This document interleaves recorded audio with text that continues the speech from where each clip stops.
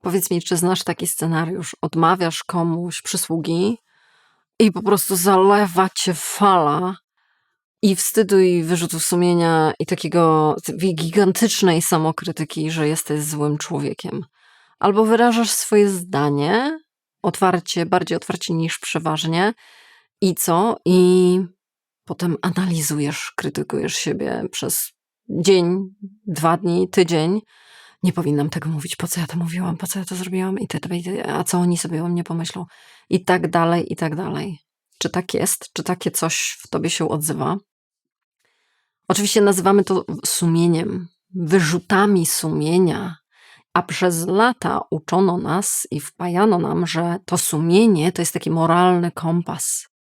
I ten moralny kompas jest absolutnie niepodważalny. Skoro się odzywa, skoro mam wyrzuty sumienia, to znaczy, że koniecznie zrobiłam coś złego.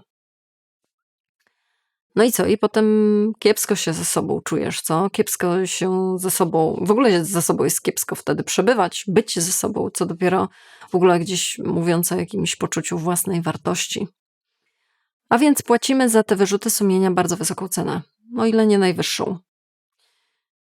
I jest pewna rzecz do zrozumienia i przyswojenia, którą naprawdę warto mieć przy sobie i zdać sobie z niej sprawę, żeby nie płacić tak wysokiej ceny za to, że co? Że jesteś sobą, że gdzieś komuś powiesz nie, że gdzieś komuś powiesz swoją opinię albo że się nie zgadzasz z kimś.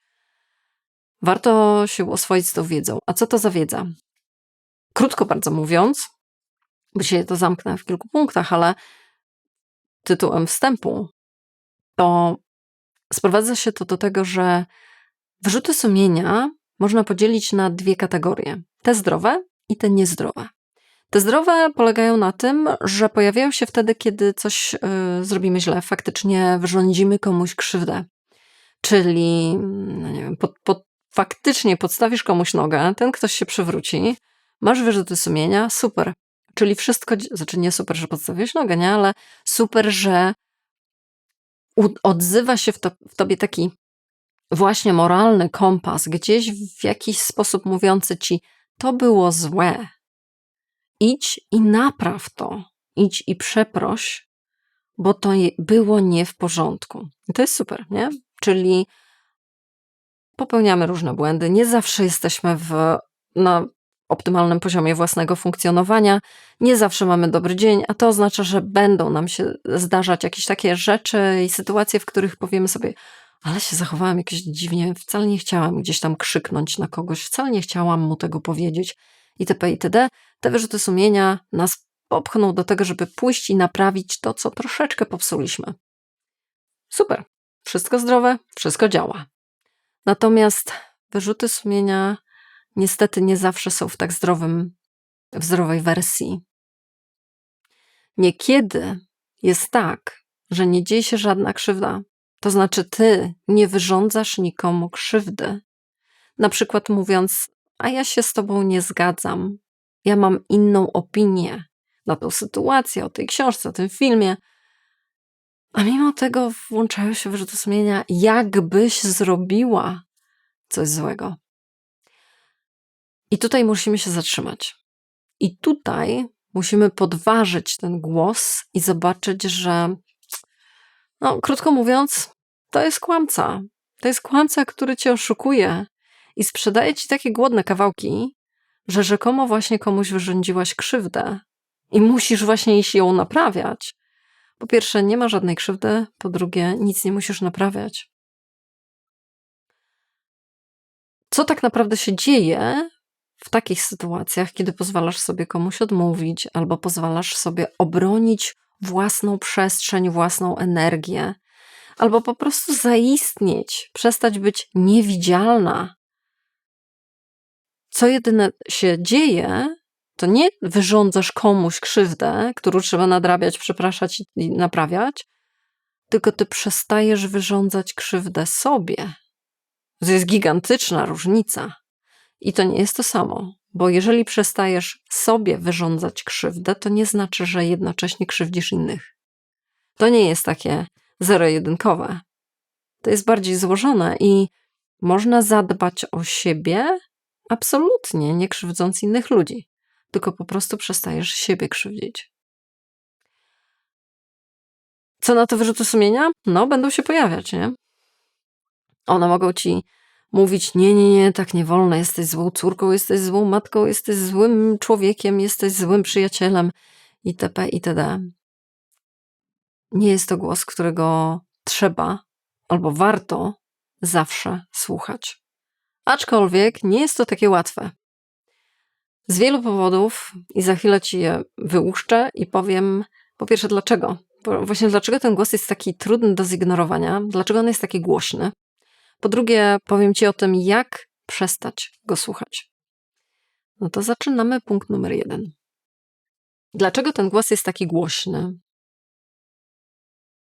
Jeżeli gdzieś kiedyś nauczyłeś się lub nauczyłaś się, że wyrażanie siebie, takie otwarte zajmowanie przestrzeni, swobodne mówienie o sobie i pokazywanie siebie jest zagrożeniem, to nie dziwne, że dzisiaj jakiekolwiek wyjście, jakiekolwiek rozprężenie, powiększenie tej przestrzeni od razu z automatu ci przychodzi jako zagrożenie, jako niebezpieczna rzecz do zrobienia.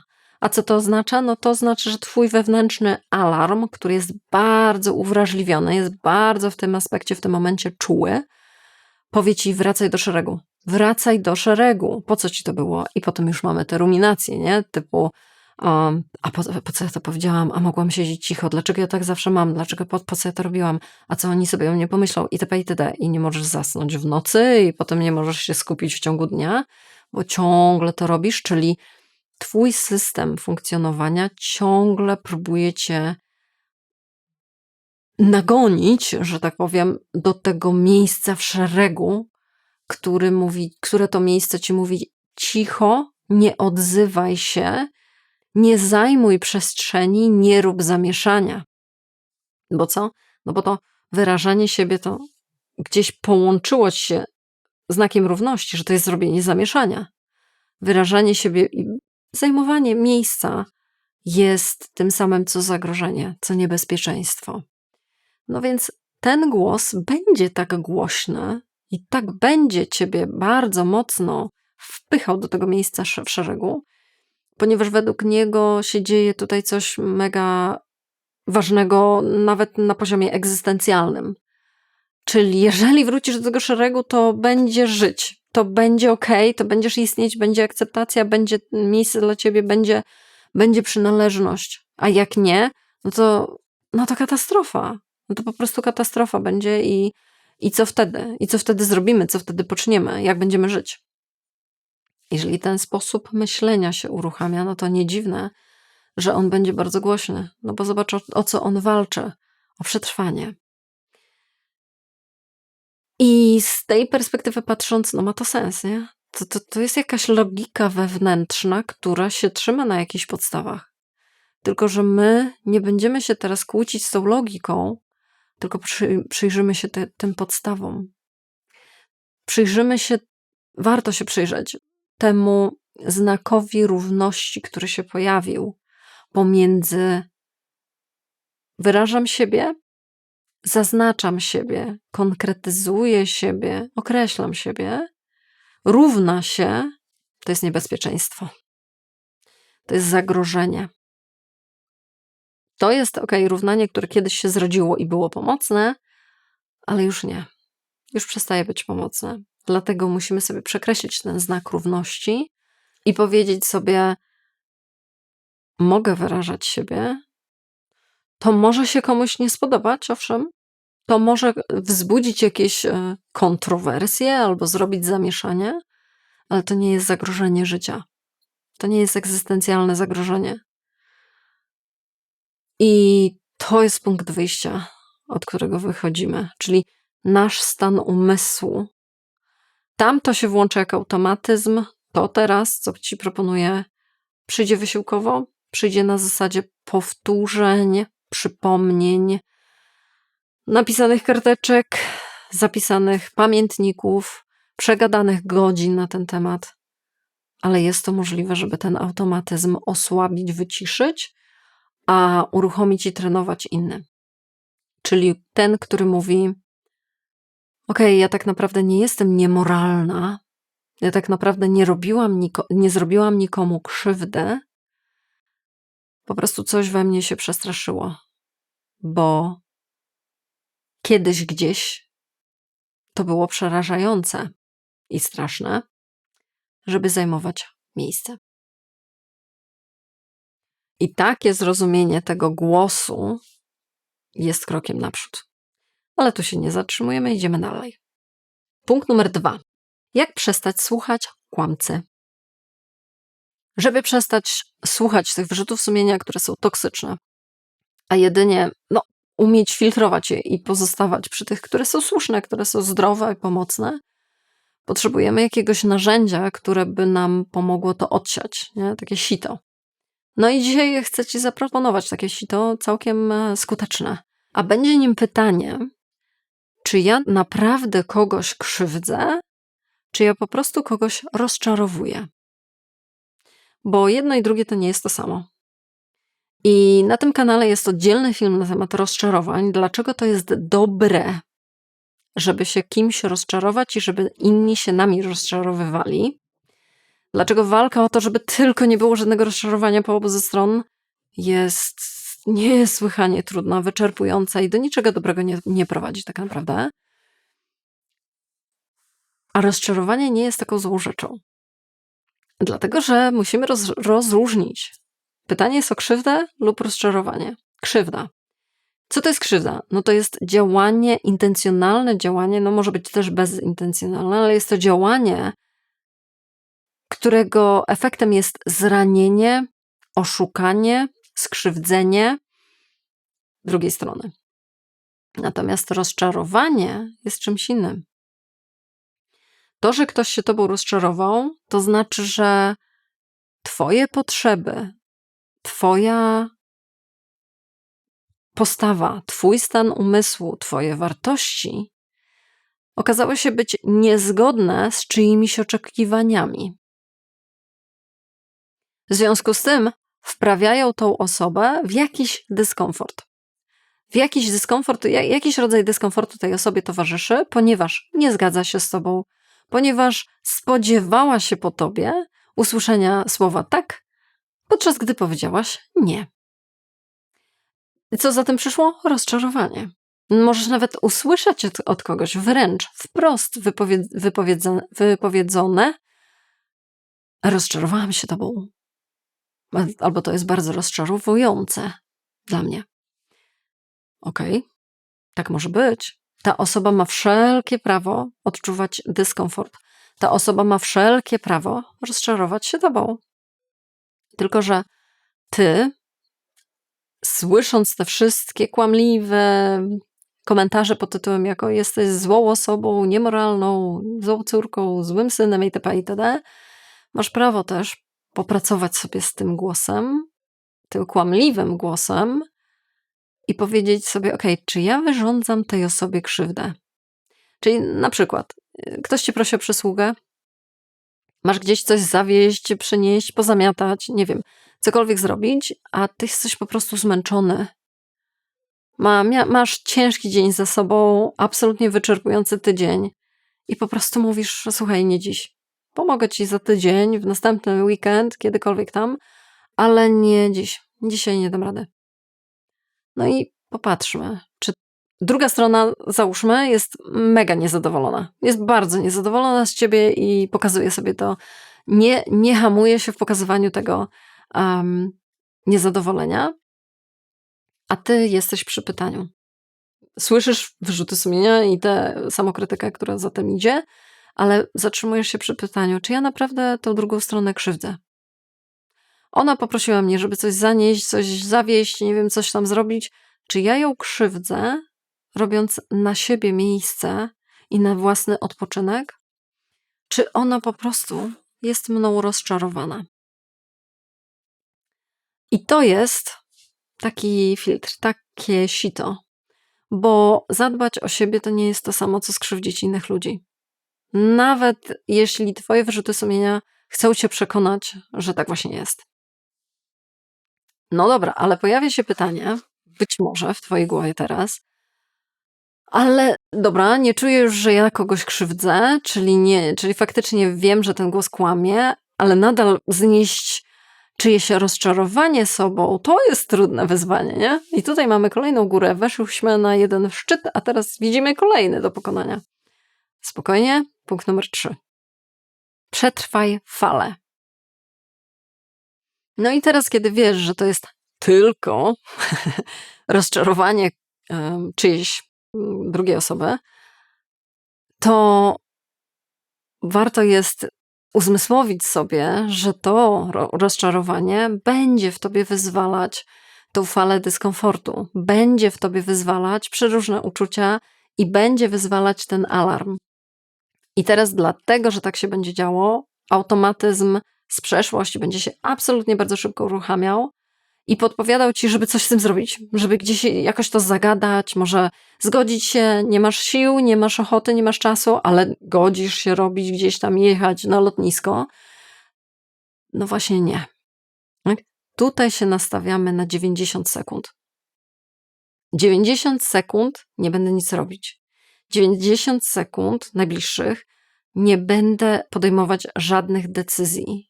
Jedyne, co zrobię, to zaopiekuję się sobą. Dosłownie fizycznie. Nawet nie musisz w ciągu tych 90 sekund nic sobie tłumaczyć, ani przemawiać do rozsądku. Wystarczy, że gdzieś w jakiś sposób, na przykład dotkniesz swojego ramienia, potrzymasz sama siebie za rękę, dotkniesz może swojej twarzy, może swojej głowy i pooddychasz. I to jest 90 sekund. Czyli uczymy się przeżycia takiej fali, pierwszej, najbardziej takiej zmiatającej z nóg fali emocji, po to, żeby nie działać pod jej wpływem. Bo to będą działania, które będą ciebie tylko trzymać w tym błędnym kole i które będą sprawiać, że te wyrzuty sumienia za każdą powtórką będą bardziej skuteczne. I to co ja ci proponuję jest wysiłkowe, ale z biegiem czasu, w miarę powtórek, każde te 90 sekund będzie znośniejsze.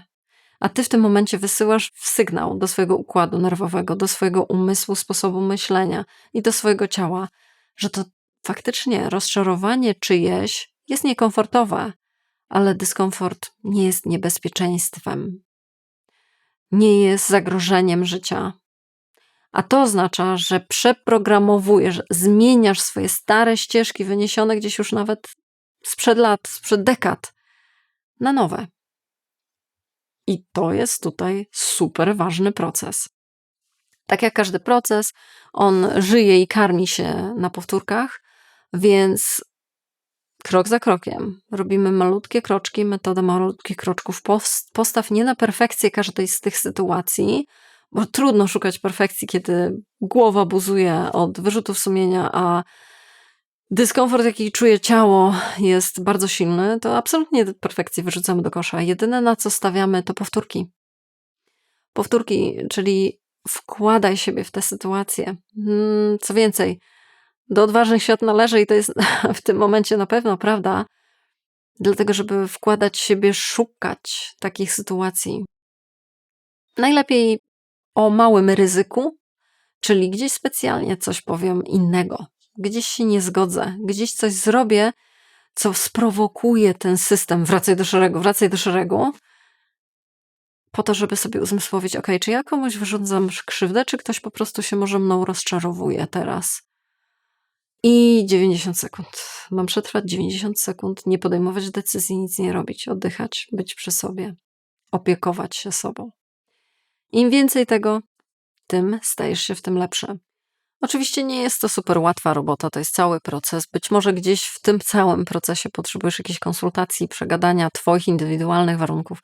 Na przykład w tym temacie to zapraszam na spotkania 1 na 1 online. Przy okazji też zaproszę ciebie do newslettera, dlatego że raz w tygodniu w formie pisanej dajemy sobie w nim spokój, cóż innego. Natomiast podsumowując, masz prawo do własnych emocji, masz prawo do własnych opinii, masz prawo do własnych potrzeb. To nie jest to samo, co wyrządzanie krzywdy innym ludziom. Oni mogą być z tego niezadowoleni, że ty to prawo w sobie uznajesz, że ty je szanujesz, oni mogą być niezadowoleni. Nazwą to rozczarowaniem, że ich rozczarowałaś lub rozczarowałeś. Ale to jest do przetrwania, to jest do przejścia. Natomiast życie z systemem myślenia, logiką subiektywną, prywatną, która mówi: jestem zbrodniarzem i muszę się tłumaczyć, muszę przepraszać za to, że żyję, to jest trudne. To jest o wiele trudniejsze. Dlatego masz prawo do swoich potrzeb, do samostanowienia, do swoich opinii i to nie jest żadna zbrodnia. To jest twoje absolutnie dozgonne prawo. W ramach oswajania się z tym dyskomfortem, że ojej, ale ja mogę kogoś rozczarować, daj mi znać w komentarzu, czyjego rozczarowania najbardziej się boisz i najbardziej unikasz. Być może rozpracowanie tego w taki sposób oswoi je już i gdzieś przybliży ciebie do tej praktyki, o której był cały ten film. A przy okazji każdy komentarz, każde kliknięcie, subskrypcja to jest wsparcie tego kanału, tego co robię. Także wielkie, wielkie dzięki za to. Wszystkim osobom wspierającym poprzez komentarze, klikanie, ale także poprzez Patronite, poprzez kupowanie wirtualnej kawy. Wielkie dzięki za waszą obecność, jest super motywująca. A my widzimy się następnym razem. Wielkie dzięki za uwagę dzisiaj. Do zobaczenia.